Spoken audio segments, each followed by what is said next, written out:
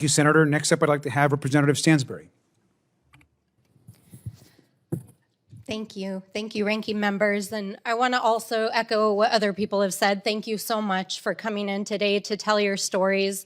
I'm Melanie Stansbury. I represent New Mexico's 1st Congressional District in Albuquerque in central New Mexico. And I want to just start out by saying a true historical fact, which is the border crossed us.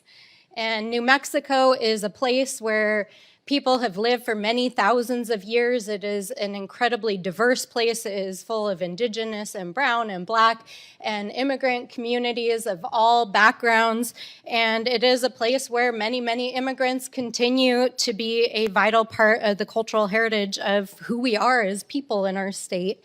And I cannot even fathom what you all are going through, but I have friends, I have members of the community that I live in, I have family members with close friends who have experienced similar traumas. And what I want to say on the record here in the Senate today is that this is not the America that I believed in. This is not the America that I took the oath to serve. This is not the America that our Constitution lays out, and this is not the America that the American people voted for. This is unconstitutional, it is unlawful, and it is immoral. No U.S. citizen, no human should be subjected to what you all have been subjected to. No person in our community should be afraid to leave their house. I know grandparents who've lived here almost their entire lives who are afraid to go grocery shopping right now. Little kids who are afraid to go to school because they don't know if their parents are going to pick them up at the end of the day. This is not okay. This is not okay.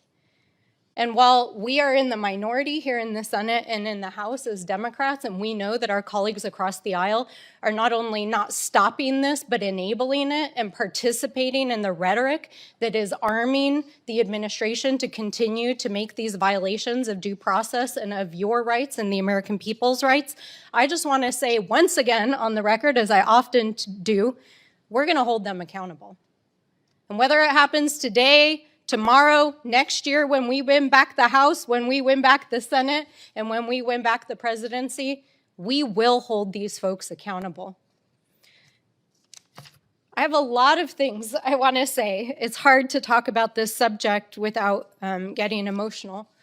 There's a lot of people from my community that have been illegally detained, including one individual who's an American citizen, a Mexican heritage, who was detained in April in Arizona on a trip to visit family, who was held in a private detention center for 9 days without access to an attorney.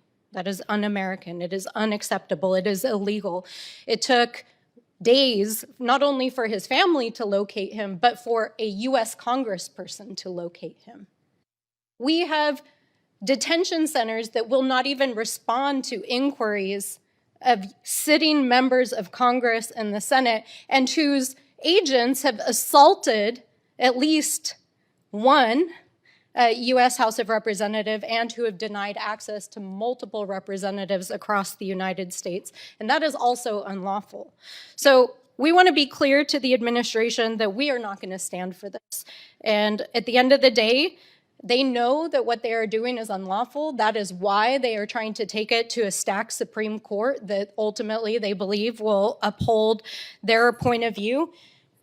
But we cannot just stand by and allow them to do this. So I just got off a plane. I'm barely holding it together here. But I wanted to come here and to speak on the record because I wanted all of you to know that there is an entire army of Democratic House members and senators who are standing behind you, that are fighting for you, and will hold this administration accountable. So thank you for being here, and I yield back.